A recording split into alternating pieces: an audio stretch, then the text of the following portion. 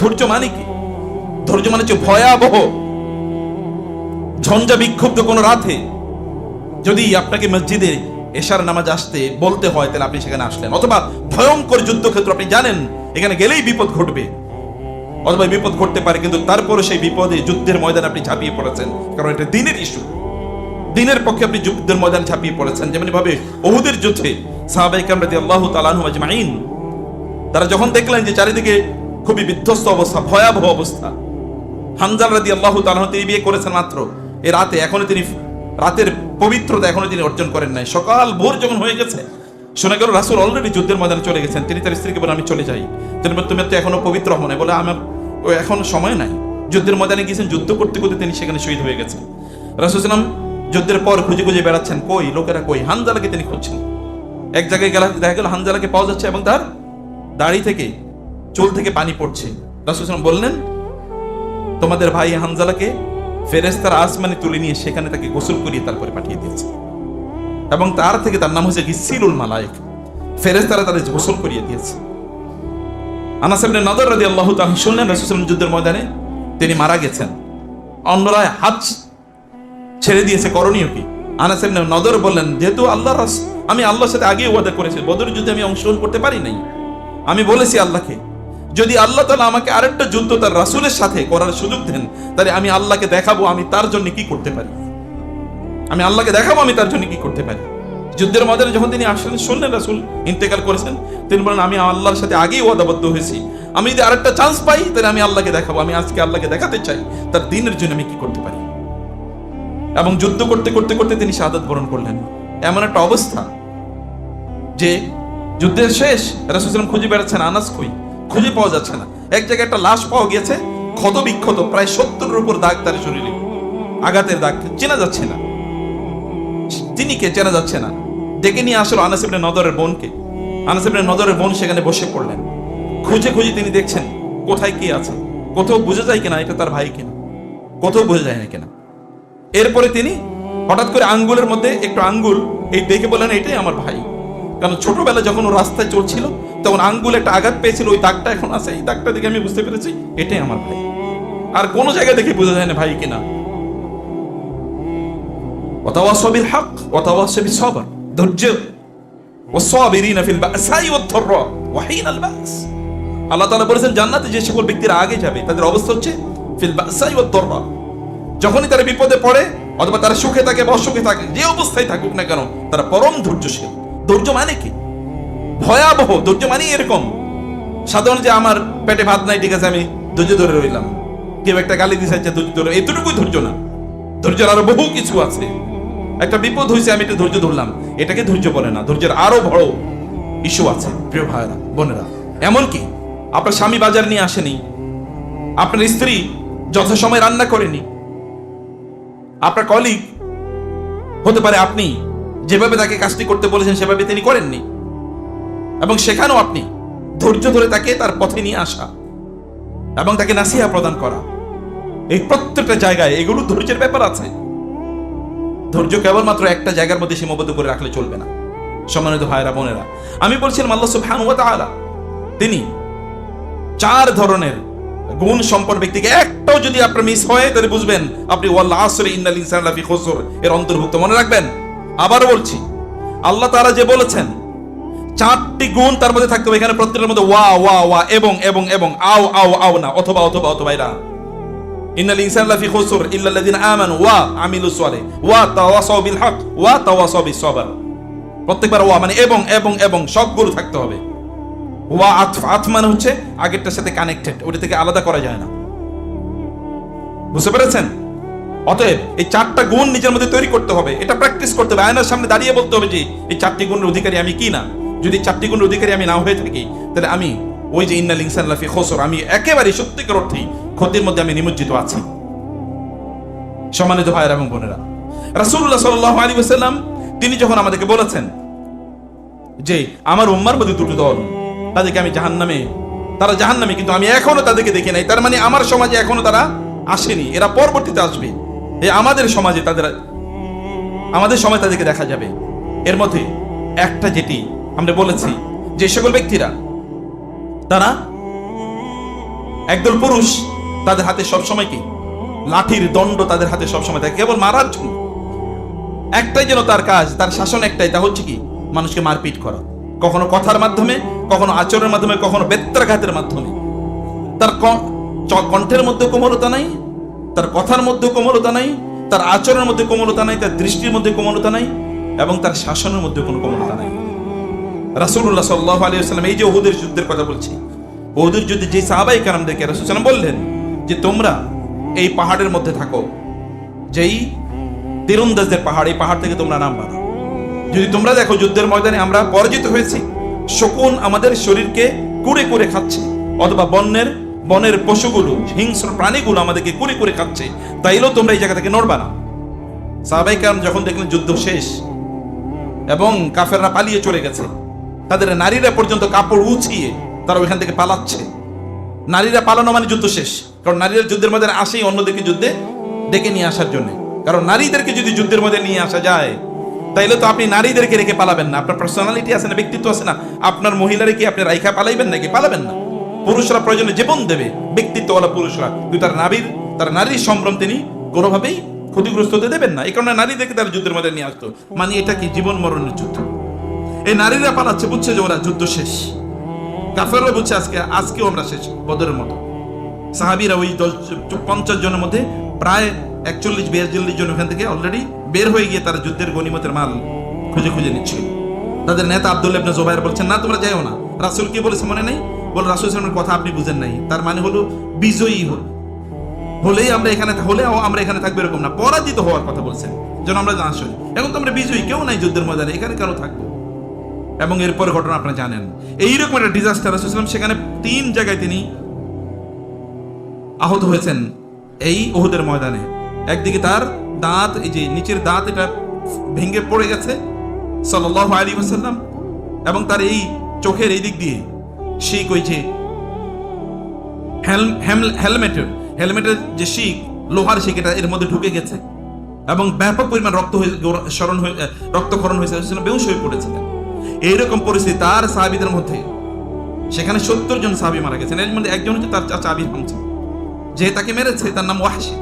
বদর যুদ্ধের মক্কা বিজয়ের পর যখন তায়েফ বিজয় হয়, তায়েফের একদল প্রতিনিধি রাসূলের সাথে দেখা করতে আসেন, তোমাদের ওয়াহশীও আসেন এখানে আত্মসমর্পণ করার জন্য। রাসূল সাল্লাল্লাহু আলাইহি ওয়াসাল্লাম বললেন, তুমি কি ওয়াহশী? বলে হ্যাঁ।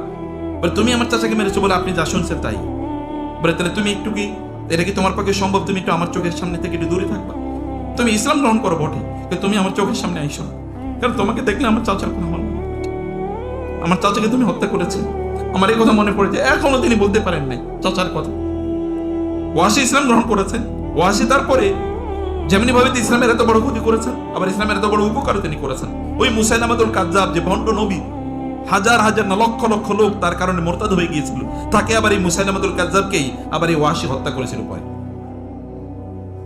এই স্মৃতিকে তিনি ভুলতে পারেন না। এইরকম একটা ভয়াবহ পরিস্থিতিতেও যাদের কারণে এই ঘটনা ঘটেছে, রাসূল সাল্লাল্লাহু আলাইহি ওয়াসাল্লাম তাদেরকে একটা টু শব্দ পর্যন্ত করেন। ফাবিমা রাহমাতিন মিনাল্লাহি লিনতা লাহুম ওয়ালাউ কুনতা ফাজ্জান গালিজাল কলবি লানফাদ্দু মিন হাওলিক। আল্লাহর অনুগ্রহের কারণে আপনি তাদের সাথে কোমল আচরণ করতে পেরেছেন। যদি আপনি কঠোর ভাষী হতেন এবং কঠিন হৃদয়ের অধিকারী হতেন, তাহলে এরা সব আপনার কাছ থেকে দূরে সরে যেত।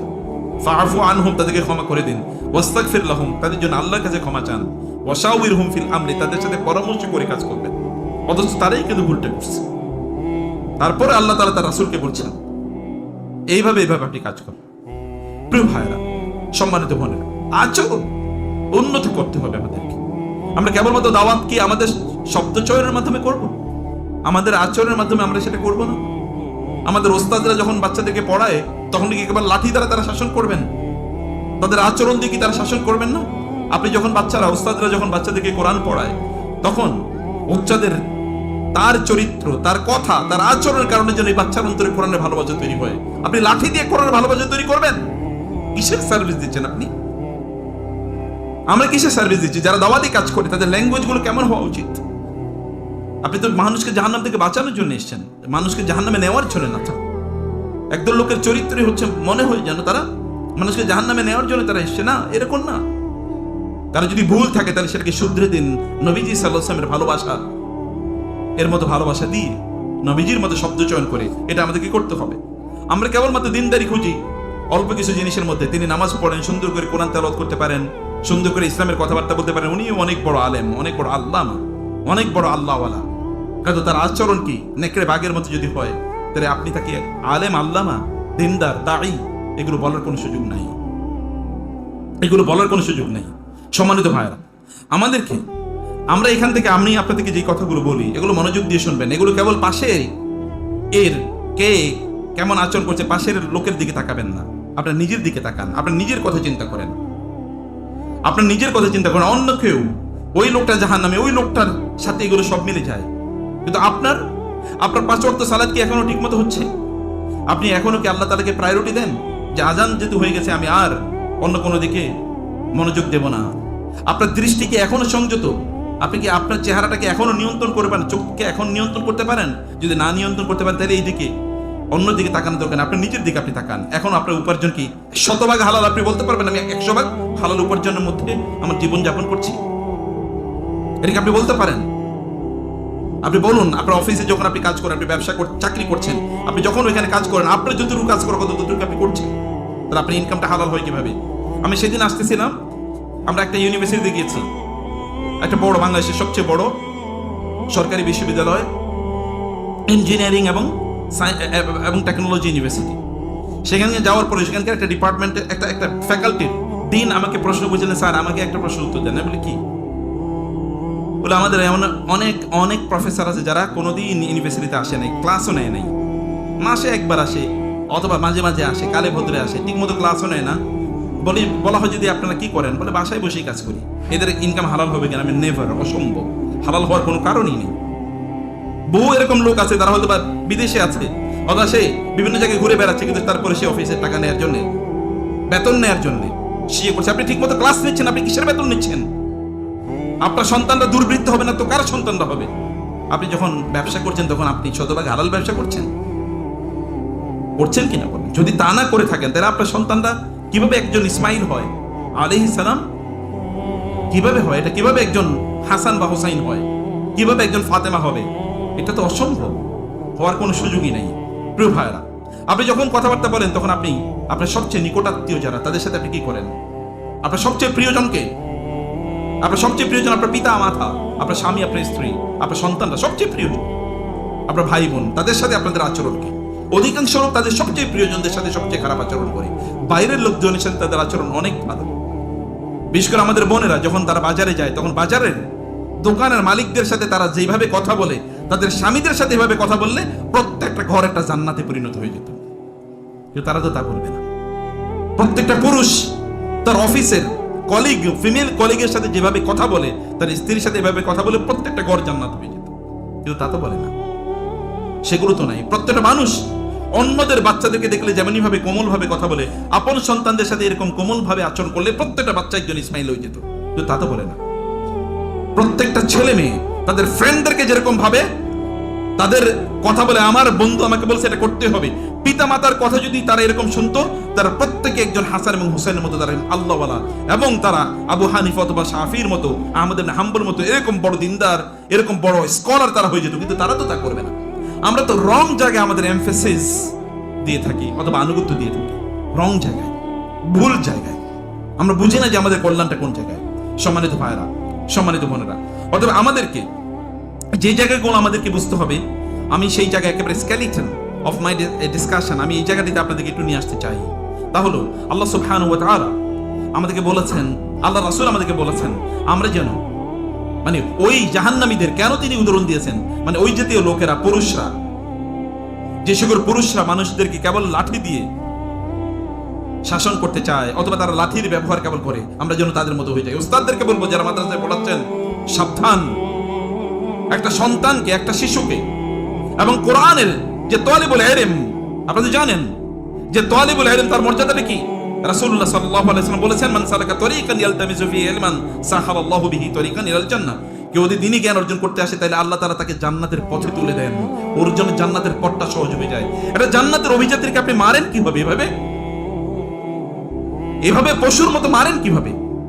যেগুলো এই সকল দৃশ্যগুলো যখন সোশ্যাল মিডিয়াতে আসে এবং ইসলামের বিপক্ষের শক্তিরা যখন এগুলো নিয়ে কথা বলে, তখন আমার লজ্জা লাগে। আমাদের দিন নিয়ে কথা বলতে তখন লজ্জা লাগে। পাবলিক প্লেসে কথা বলতে লজ্জা লাগে। এটা কিভাবে সম্ভব? যে সন্তানে কোরআন পড়তে চায়, পড়তে সে তো খায়রুকুম মান তাআল্লামাল, ও তো তোমাদের মধ্যে শ্রেষ্ঠ, যে কোরআন পড়তে চায় শ্রেষ্ঠতম একজন মানুষকে কিভাবে আপনি আঘাত করেন? ওকে তো আপনার ভালোবাসা, সম্মান করা, শ্রদ্ধা করা দরকার ছিল, তা তো আপনি করতে পারেন না। রাসূলুল্লাহ সাল্লাল্লাহু আলাইহি ওয়াসাল্লাম মসজিদে নববীতে তিনি বসা ছিলেন, এর মধ্যে একজন রাসূলুল্লাহ সাল্লাল্লাহু আলাইহি ওয়াসাল্লামের সাথে সাক্ষাৎ করতে আসলেন এবং তিনি বললেন, ইয়া রাসূল, আমি এসেছি আপনার সাথে, আপনার কাছ থেকে দ্বীনি জ্ঞান অর্জন করতে। রাসূলুল্লাহ সাল্লাল্লাহু আলাইহি ওয়াসাল্লাম এরকম একটু হেলান দিয়েছিলেন, তিনি সেখান থেকে সোজা হয়ে গেলেন এবং তিনি বললেন, মারহাবাম বিতালিবিল ইলম, আমার কাছে জ্ঞান অর্জন করতে এসে তোমাকে স্বাগত জানাচ্ছি। কে বলছেন এই কথা? আল্লাহ রাসূল তোমাকে স্বাগত জানাচ্ছে। তারপরে তিনি যা কথা বলেছেন, গায়ের লোম দাঁড়া হয়ে যাওয়ার মতো। তিনি বললেন, যখন একজন দ্বীনি জ্ঞান অর্জনকারী, কোন দ্বীনি জ্ঞান অর্জনের জন্য কেউ যদি আসে কোথাও, তাহলে ফেরেশতারা তার প্রতি এত সন্তুষ্ট হয়, ফেরেশতারা তাকে চারিদিক থেকে ঘিরে রাখে। শুধু ঘিরে রাখে না, এত পরিমাণ ফেরেশতা আসে, এখন চারিদিকে ফেরেশতারা যখন তাকে ঘিরে, ফেরেশতারা যে একজনের পর একজন পেছনে পেছনে বসে, তাহলে ফেরেশতারা অনেক দূরে চলে যাবে, তাকে দেখতে পাবে না। এই কারণে ফেরেশতারা একজন আরেকজনের উপর এরকম সারিবদ্ধ হতে থাকে। এই ফেরেশতা একজন, তার উপর একজন, তার উপর একজন, এত পরিমাণ ফেরেশতা আসে, একেবারে আসমান পর্যন্ত ফেরেশতাদের লাইন চলে যায়। তার উপর আঘাত করে, জুলুম করে কিভাবে একজন মানুষ কিভাবে করে? আর দাওয়াতি কাজ কি এভাবে করা যায়? কোন একজন ব্যক্তির কারণে, কোন একজন ওস্তাদ বা কোন একজন শিক্ষক, তার কারণে যদি কেউ দ্বীনি জ্ঞান অর্জন করা থেকে বিরত থাকে, তার কিয়ামতের দিন তিনি বাঁচতে পারবেন না। কারণ একজন দ্বীনের পথের পথযাত্রীকে তিনি দ্বীনের পথ থেকে সরিয়ে দিয়েছেন তার আচরণের কারণে। এই জায়গায় আপনাদেরকে, এটা কেবল আমি ওই জায়গার কথা বলছি না প্রিয় ভাইরা, আপনারাও তো, আমি সেখান থেকে ইস্তেমবাদ করে বললাম, কিন্তু এর বাইরেও আপনারা যখন কোন ক্ষমতায় যখন আপনারা যান, তখন আপনারা কি করেন? মানুষের উপর সড়ি ঘুরান, বাংলায় বলে সড়ি ঘুরান, এটা সড়ি ঘুরান। আপনার হাতে একটা ফাইল এসছে, সরকারি বড় কর্মকর্তা, অথবা আপনি ব্যাংকে অথবা অন্য কোনো অফিসে আপনি কাজ করেন, আপনার কাছে ফাইলটা আটকে আছে, আপনি ছাড়ছেন না, আপনার এখন শরীরটা অলস লাগে, আপনি এখন কাজ আচ্ছা কিছুক্ষণ পরে করবো, এই ব্যক্তির উপর জুলুম করলেন। আর আল্লাহ সুবহানাহু ওয়া তাআলা এই জালিমদেরকে আল্লাহ সুবহানাহু ওয়া তাআলা কোনোদিন ছাড়বেন না, জালিমদেরকে আল্লাহ ছাড়বেন না। আল্লাহ রাসূল বলেছেন, আল্লাহ তাআলা বলেন, ইয়া ইবাদি ইন্নী হারামতু যুলমা আলা নাফসি, হে আমার বান্দারা, আমি জুলুম করাকে হারাম করে রেখেছি, এমনকি আমার নিজের উপর আমি হারাম করে দিয়েছি। আল্লাহ তাআলা তার উপর কোনো জিনিস হারাম করেন না, কারণ আল্লাহ তাআলাই তো সবকিছুর বিধানদাতা। অতএব বিধানদাতা আবার তার নিজের জন্য বিধান দেন কিভাবে? তো তারপরে তিনি বলছেন, আমি আমার নিজের উপর এটা হারাম করে রেখেছি যে আমি কারোর উপর জুলুম করব না। ওয়া জাআলতুহু বাইনাকুম মুহাররামা, আমি তোমাদের জন্য হারাম করে দিয়েছি, খবরদার কেউ কারোর উপর জুলুম করবে না, জালিম হিসেবে আমার কাছে আইছো না। ইয়াউমা ইয়াদু যালিমু আলা ইয়াদাইহি, কিয়ামতের দিন আল্লাহ তাআলা বলেন, জালিমরা তার এরকম আঙ্গুল কেবল কাটতে থাকবে, তার আঙ্গুলগুলো সেরকম তার দাঁত দিয়ে কেবল কাটতে থাকবে, কামড়াতে থাকবে আঙ্গুলগুলো, এবং সে বলবে, হায় আমি কেন ওই কাজটি করলাম, আমি কেন ওই কাজটি করলাম। প্রিয় ভাই, সম্মানিত বোন, এই কারণে আমাদেরকে অবশ্যই ভালো করে জিনিসটা আমাদেরকে বুঝতে হবে। 2 নম্বর যেই জায়গায় রাসূল সাল্লাল্লাহু আলাইহি ওয়াসাল্লাম বলেছেন, তা হচ্ছে নিসাউন, এমন নারীদের কথা বলছেন, তিনি বলছেন কাসিয়াতুন, তারা জামা কাপড় পরেছে, কিন্তু কি আরিয়াতুন, তারা উলঙ্গ। জামা কাপড় পরেছে, তারা উলঙ্গ, তার মানে সে এমন ভাবে জামা কাপড় পরেছে তার শরীরটাকে তা আবৃত করে নাই। হতে পারে আর্টসার্ট পোশাক পরেছে, হতে পারে ট্রান্সপারেন্ট পোশাক পরেছে, হতে পারে শাড়ি পরে সে কোথাও কি কোনো পাবলিক প্লেসে ঘুরে বেড়াচ্ছে, শাড়ি পরুক তার ঘরের মধ্যে তার স্বামীকে দেখানোর জন্য। কিন্তু শাড়ি, আল্লাহর কসম, কোনোদিনই এই জাতীয় শাড়ি একজন নারীর পরিপূর্ণ তার আবরণ পুরোটাই রক্ষা করে না, কখনোই করে না। তার শরীরের বিভিন্ন অঙ্গ প্রত্যঙ্গ খুলে যায়, অঙ্গ প্রত্যঙ্গ খোলা, তার শরীরের একটা ফোঁটা জায়গাও তার জন্য প্রদর্শন করা জায়েজ নাই, পুরোটাই হারাম। আন-নিসাউ আওরা, আল-মারআতু আওরাতুন, রাসূল বলেছেন নারী পুরোটাই হচ্ছে কি আওরাত, কারণ পুরোটাই তার শরীরের সৌন্দর্য। একটা জায়গায় তার আঙ্গুল দেখে কেউ তার প্রতি খারাপ স্বপ্ন বা তাকে নিয়ে খারাপ চিন্তা ভাবনা করা শুরু করে দিতে পারে, তার পা দেখে, তার চোখ দেখেও। এখন তো তার হিজাব পড়ছে, কিন্তু তারপর নেকাব পড়ছে, তারপর চোখ দেখেও তার প্রতি কি আকৃষ্ট হয়ে যেতে পারে।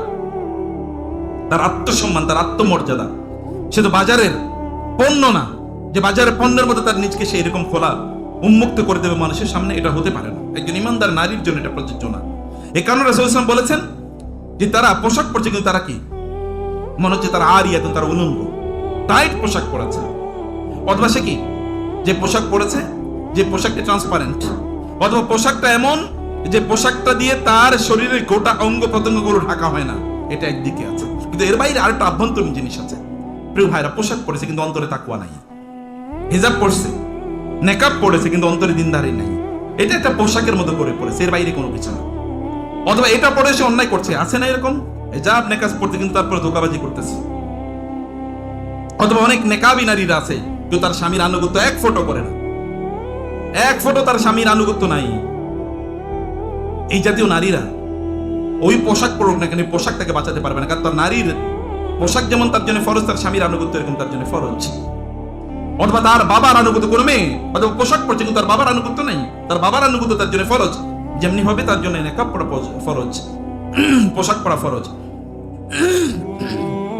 রাসূলুল্লাহ সাল্লাল্লাহু আলাইহি ওয়াসাল্লাম এরকম বলেছেন। অথবা এমন নারী আছে যে সকল নারীরা তাদের মুখে একটাই, তা হলো গালিগালাজ, অথবা এমন একটাই তারা অন্যের সমালোচনা, এর বাইরে কোনো কিছু না, কেবল সমালোচনা করে করে বেড়ায়। অতএব তার শরীরটাকে সে আবৃত করে রেখেছে কিন্তু তার অন্তরটাকে সে পবিত্র করে নাই। নিসাউন আরিয়াতুন, মানে যারা কাসিয়াতুন আরিয়াতুন। অতএব এখানে কেবলমাত্র বাহ্যিক পোশাকটাই এখানে মৌলিক না, এখানে আভ্যন্তরীণ পোশাক অত্যন্ত গুরুত্বপূর্ণ। আল্লাহ তাআলা বলেছেন, ইয়া বানি আদম কদ আনজালনা আলাইকুম লিবাসান ইউয়ারি সাওআতিকুম ওয়া রিশা ওয়া লিবাসুত তাকওয়া যালিকা খায়র। আল্লাহ সুবহানাহু ওয়া তাআলা আমাদেরকে তাকওয়ার পোশাকের কথা বলেছেন, তাকওয়ার পোশাক সর্বোত্তম। তো তাকওয়ার পোশাক আমাদেরকে অবশ্যই অবলম্বন করা দরকার। তাকওয়ার পোশাক যদি আমাদের না থাকে তাহলে এই বাহ্যিক পোশাক আপনাকে বাঁচাতে পারবে না। যেমন বাহ্যিক পোশাক, আমার মাথায় টুপি আছে, গায়ে জুব্বা আছে, পাঞ্জাবি আছে, মুখে দাড়ি আছে, এটাই কেবলমাত্র আমি আল্লাহওয়ালা হওয়ার জন্য যথেষ্ট নয়। এগুলো দিনদারির পোশাক বটে কিন্তু এগুলোই একমাত্র পোশাক না, এর চেয়ে আরো গুরুত্বপূর্ণ পোশাক হচ্ছে লিবাসুত তাকওয়া যালিকা খায়র ওয়া তাযাওয়াদু ফাইন্না খায়রাজ যাদিত তাকওয়া। তাকওয়ার পোশাক হচ্ছে সর্বোত্তম, তাকওয়ার প্রস্তুতি হচ্ছে সর্বোত্তম প্রস্তুতি, এর উপরে কোনো প্রস্তুতি নাই। রাসূলুল্লাহ সাল্লাল্লাহু আলাইহি ওয়াসাল্লাম এই কারণে বলেছেন, তুমি যদি চাও তুমি আল্লাহর সবচেয়ে বড় আবেদ হবা, যদি আল্লাহ সবচেয়ে বড় আবেদ হতে চাও, সবচেয়ে বড় আল্লাহওয়ালা হতে চাও, তাহলে তাকওয়াটাকে তোমার সঙ্গী বানিয়ে আনাও।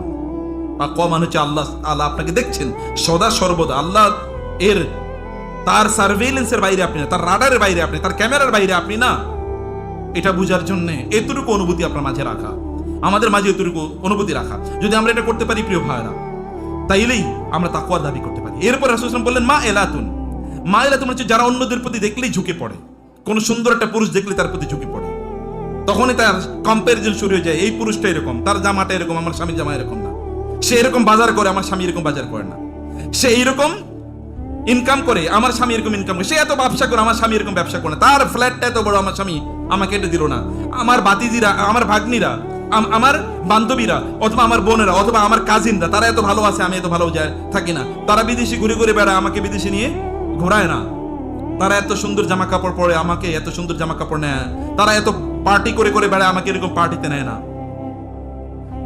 তারা ঝুঁকে পড়ে অন্যদের প্রতি, তারা ইমিডিয়েটলি ঝুঁকে পড়ে। কেউ এসে বলল, আমার স্বামী তো আমাকে খুবই ভালোবাসে, তোমাকে ভালোবাসে নাকি? আমার তো 3-4 জন বুয়া আমার বাসায় কাজ করে, তোমার কি করে নাকি? আমার স্বামী তো গত কয়েকদিন আগে আমার জন্য এরকম গয়না নিয়ে এসে, তোমার জন্য নিয়ে আসে নাই? আমার স্বামী তো আমার পাগলের মতো ভালোবাসে, তোমারই কি করে? তোমার সাথে এরকম কথা বলে আমি হলে কবেই তারে তালাক দিয়ে চলে যেতাম। এগুলো শুনি নাই কি? সে শেষ। মা এলাত অন্যের দিকে দ্রুত ঝুঁকে পড়ে, অন্যের দিকে সে দ্রুত ঝুঁকে পড়ে। কেবল পুরুষদের প্রতি ঝুঁকে পড়ে এরকম না, একদম নারী তো আছেই পুরুষদের প্রতি ঝুঁকে পড়ে। এবং এই ঝুঁকে পড়া অথবা মুমিলাতুন, অন্যদিকে ঝুঁকিয়ে ফেলা হয়। আমি আপনাদেরকে শুরুতেই সূরা ইউসুফের কয়েকটা আয়াত পড়েছিলাম, মনে আছে কিনা? আধুনিক যুগে বর্তমান প্রেক্ষাপটে হারাম রিলেশনটাকে গ্লোরিফাই করা হয়েছে। তথাকথিত প্রেম, পবিত্র প্রেম, তাই না? এরকম পবিত্র ভালোবাসা, এরকম নামে সিনেমা কি, নাটক কি, গান কি এবং উপন্যাস কি, সব জায়গায় একই বক্তব্য। এবং তৎকালীন সেই জাহিলি যুগের কথা, সেই শুধু না, সেই ইউসুফ আলাইহিস সালাতু ওয়াস সালাম যুগে, তার আগে সেই ফেরাউনি, আপনার মিশরের কথা আমি বলছি। ইউসুফ আলাইহিস সালাম তখনও নবুয়তের সেই মর্যাদা তিনি তখনও পাননি। তিনি মিশরে ক্রীতদাস আকারে তিনি চলে গিয়েছিলেন। মিশরের তৎকালীন গভর্নর তাকে কিনে নিয়েছে, আজিজে মিসরের স্ত্রী, তার নাম গ্রন্থগুলোতে, তাফসীর গ্রন্থগুলোতে জুলাইখা এসছে। জুলাইখা ইউসুফ আলাইহিস সালাতু ওয়াস সালাম, তিনি তো এখন টকবকে যুবক হয়ে যাচ্ছেন গ্রাজুয়ালি। এরকম একটা যুবকের, এমনি তো যুবক বয়সে কি সবার সৌন্দর্য টকবকে এমনি দেখতে খুবই লাগে, আকর্ষণীয় লাগে, আর তা হচ্ছে ইউসুফ, আবার নবীর ছেলে। এছাড়াও রাসূলুল্লাহ বলেছে তাকে সৃষ্টির প্রায় অর্ধেক সৌন্দর্য দেওয়া হয়েছে। তার কি অবস্থা হতে পারে? নবীর ছেলে তো এমনি, তার চেহারায় কি নূর আছে, আবার তিনি ছোটবেলা থেকেই স্বপ্নে দেখেছেন যার ইন্টারপ্রেশন হলো তিনি নবী হবেন, অথবা আল্লাহ তাআলা তাকে ওইরকমই দিয়ে তৈরি করেছে। তাকে দেখে তো কি ওই নারী একেবারে কাত হয়ে গেছে। আল্লাহ তাআলা তার ব্যাখ্যা দিয়েছেন সূরা ইউসুফে, যে ওই নারীরা মিশরে তৎকালীন সম্ভ্রান্ত যে সকল বড় বড় লোকের নারীরা, তারাই তো বড় লোকের নারীরা সব এক জায়গায় একত্রিত হয়, গরিবের নারীরা তো আর সব এক জায়গায় একত্রিত হতে পারে না। বড় লোকের নারীরা তারা এক জায়গায় একত্রিত হয়েছে এবং তারা আলোচনা করছে, এই শুনলাম আমাদের আজিজে মিসরের স্ত্রী নাকি ওই রকম, তার বাসায় যেটা ইয়াং ছেলে আছে ওই যে কৃতদাস, তাকে নিয়ে এসে তার প্রতি নাকি সে খুবই আকৃষ্ট হয়ে পড়েছে।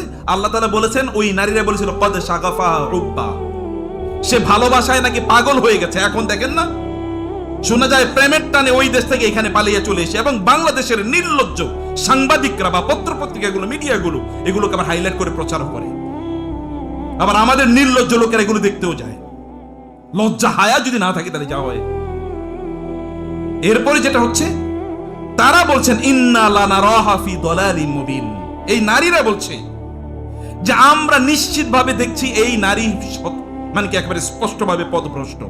উনি ওই সময়ে যখন হালাল এবং হারামের বিধান এদের সামনে নাই, ওদের কমন সেন্স, তাদের ফেতরা, এই ফেতরাগুলো তাদেরকে বলছে যে ইন্না লানারাহা ফি দালালিন মুবিন, আমরা দেখছি এই নারী স্পষ্টভাবে গোমরাহির মধ্যে নিমজ্জিত, দলাল, পথভ্রষ্টতা। এবং কোরআনে আল্লাহ সুবহানাহু ওয়া তাআলা শুধু তাই না, এরপরেও যখন যখন ইউসুফ আলাইহিস সালাতু ওয়াস সালাম এর প্রতি তার এই যে নারী যে আকৃষ্ট হওয়ার কথা অন্য নারীরা যখন আলোচনা করছিল, তখন জুলাইখা এটা জানতে পারে। জুলাইখা তখন সকল নারীকে তার বাসায় ডাকে এবং তাদের প্রত্যেককে একটা করে অ্যাপল বা ফ্রুটস দেয় এবং প্রত্যেকটা করে চাকু মানে ছুরি দেয়, যে ঠিক আছে এই ছুরি দিয়ে তোমরা কি করো, ফল কাটো। আর এর মধ্যে তিনি ইউসুফ আলাইহিস সালামকে তাদের কাছে কলাত উখরুজ আলাইহিন্না, তিনি বললেন ওই ইউসুফ আলাইহিস সালামকে নিয়ে আসেন, বলো আসো, এরা সবাই এই কাজ করছে। তিনি হঠাৎ করে তাদের সামনে তাকে নিয়ে আসলেন। ফালাম্মা রাআইনাহু, কোরআন বলছে যখন এই নারীরা তাকে দেখলো, হঠাৎ করে তারা চোখ মেলে, এবার তাকে বললো এই দেখো তো একটু আমার দিকে তাকাও তো। এর মধ্যে দেখলো ইউসুফ সামনে দাঁড়ানো। এই নারীরা হঠাৎ করে দেখে বললো আল্লাহু আকবার, আকবার নাহু, তারা ভাবতে পারে না যে এরকম সুদর্শন একজন পুরুষ হতে পারে। ওয়াকাত্তা'না আইদিয়াহুন্না, আল্লাহ বলছেন তারা তাদের আঙ্গুলগুলো এমন ভাবে কেটে ফেললো যে প্রায় তাদের হাত তার কেটে ফেলবে, এরকম একটা অবস্থা তৈরি হয়েছে।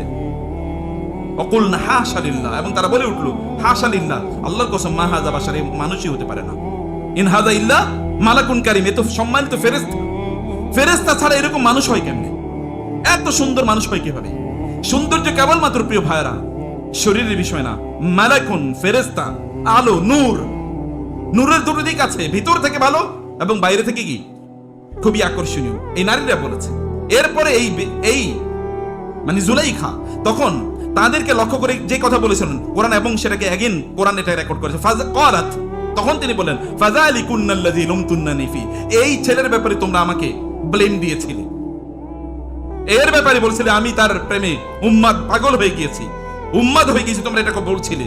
এবং তিনি বললেন ওয়ালাকাদ রাওয়াদতুহু আন নাফসি, আমি তাকে বিভিন্নভাবে ফুসলাইছিলাম, ফুসলিয়েছি যে আমার প্রস্তাবে যেন সে রাজি হয়। ফাস্তাসমা, কোরআন বলেছে ফাস্তাসমা, ফাস্তাসমা এটা বাবুল ইস্তেফাল, ফ্যামিলি নাম্বার 10, বাবুল ইস্তেফালের শব্দ। বাবুল ইস্তেফাল মানে হচ্ছে তিনি তার গোটা অস্তিত্ব দিয়ে চেষ্টা করেছেন পবিত্র থাকার জন্য,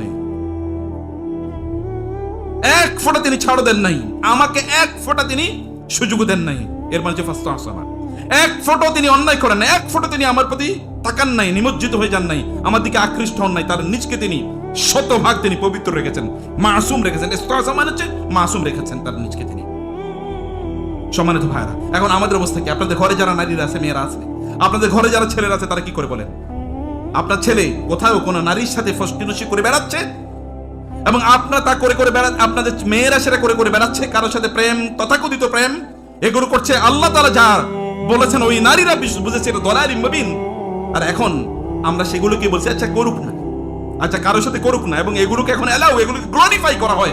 90% মুসলমানের দেশে সরকারি অর্থ দিয়ে, আপনাদের ট্যাক্সের টাকা দিয়ে সিনেমা বানানো হচ্ছে। একটা সিনেমা বানানোর জন্য রাষ্ট্র থেকে ওখানে পয়সা দেওয়া হয়, এবং সেখানেও ওই কোথায় কি যেন ওই বস্তির মেয়ের সাথে কোনো রাজার ছেলে অথবা রাজার মেয়ের সাথে বস্তির ছেলে, তাদের এরকম এগুলো নিয়ে মারামারি ইত্যাদি হবে, এবং সে হঠাৎ করে ভিলেন নায়ক হয়ে যাবে, একদল ভিলেন থাকবে, সেখানে মারামারি হবে এবং গ্লোরিফাই হবে। পরে এদের মধ্যে ভালোবাসার বিয়ে শাদী ইত্যাদি তৈরি হবে, এগুলোকে গ্লোরিফাই করা হয় না?